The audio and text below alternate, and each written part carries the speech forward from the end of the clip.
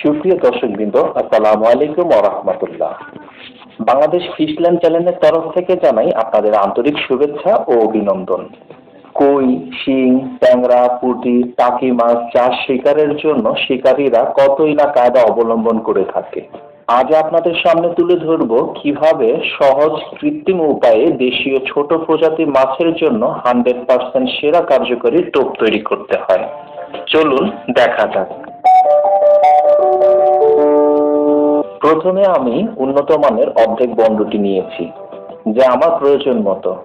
আপনারা আপনাদের টোপ তৈরির প্রয়োজন অনুসারে নেবেন। এই বন্ডটি যে লালচে পড়া অংশটুকু আছে তা আমি সম্পূর্ণ উঠিয়ে ফেলব।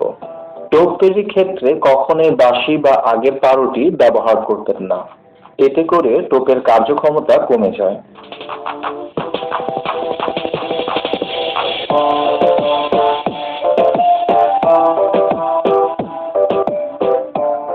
এরপর পুরো অংশ তোলা হয়ে গেলে এই বন্ডটিকে আমি স্লাইড কাটারের সাহায্যে গুঁড়ো করে নিব, যেন বাকি উপকরণগুলো ভালোভাবে মিক্সড করতে পারি। তাই আপনারা চাইলে খাঁচির সাহায্যে গুঁড়ো করে নিতে পারেন, অন্যথায় হাত দিয়েও গুঁড়ো করে নিতে পারেন যতটা সম্ভব হয়।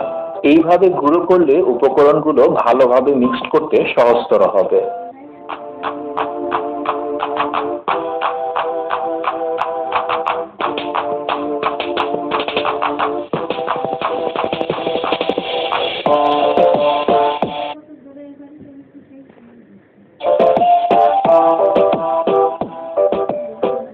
ভালোভাবে গুঁড়ো করা হয়ে গেলে এবার আমি সামান্য পরিমাণ করে অল্প অল্প পানি দিয়ে পাউরুটিটি বেলে নিব। আপনারাও অল্প অল্প পরিমাণ পানি ব্যবহার করবেন। এই পাউরুটিটি আমি খুব ভালোভাবে বেলে নিব, যে পর্যন্ত না ছাড়া ছাড়া আঠালো ভাব তৈরি না হয় সে অবধি।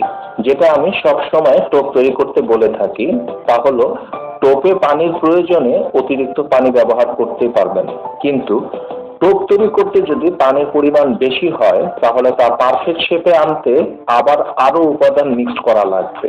তাই অল্প অল্প করেই টোপের প্রয়োজন মতো পানি দিয়ে টোপ তৈরি করাই উত্তম।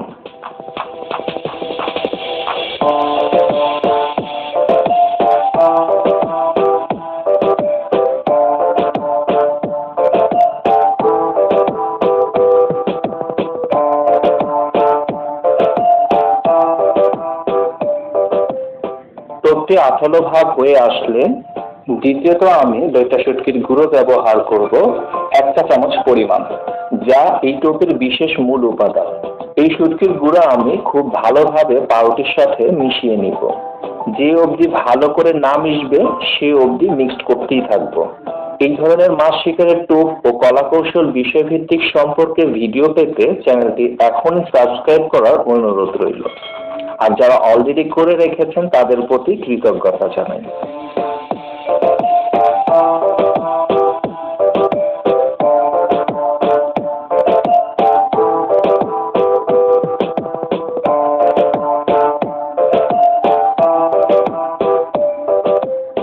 ভালোভাবে মিক্সড করা হয়ে গেলে তৃতীয়ত আমি একাঙ্গি ব্যবহার করব 1 চা চামচের অর্ধেক পরিমাণ। এটিও আপনারা রোদে শুকিয়ে ব্লেন্ডারে গুঁড়ো করে নিতে পারেন, তবে শিলপাতায় পিষে নিলে ভালো গুঁড়ো হয়। এই উপাদান আমাকে খুব ভালোভাবে মিক্সড করতে হবে, যে পর্যন্ত না ছাড়া ছাড়া আঠালো ভাব হচ্ছে।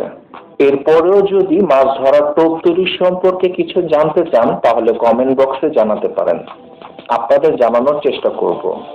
এরপর চতুর্থ আমি 1 চা চামচের অর্ধেকের অল্প পরিমাণ সরিষা ফুলের মধু ব্যবহার করব, যা টোপে ব্যবহারের জন্য উত্তম একটি উপাদান। তবে আপনারা চাইলে অন্যান্য মধুও ব্যবহার করতে পারেন, তবে অরিজিনাল মধুটা কালেকশন করার চেষ্টা করবেন। যেহেতু টোপ তৈরির শেষ উপকরণ, সেহেতু এই মধুটা যতটা সম্ভব ঠিক ততটা ভালোভাবে মিক্স করে নিব। আশা করছি এই টোপের ফলাফল খুব ভালো পাবেন ইনশাআল্লাহ। যা ব্যবহার করে অবশ্যই জানাবেন। ভিডিওটি ভালো লাগলে লাইক করে শেয়ার করুন। আজকের মতো এখানে শেষ করছি। আপনার মৎস্য শিকারের যাত্রা শুভ হোক। ভালো থাকুন, সুস্থ থাকুন।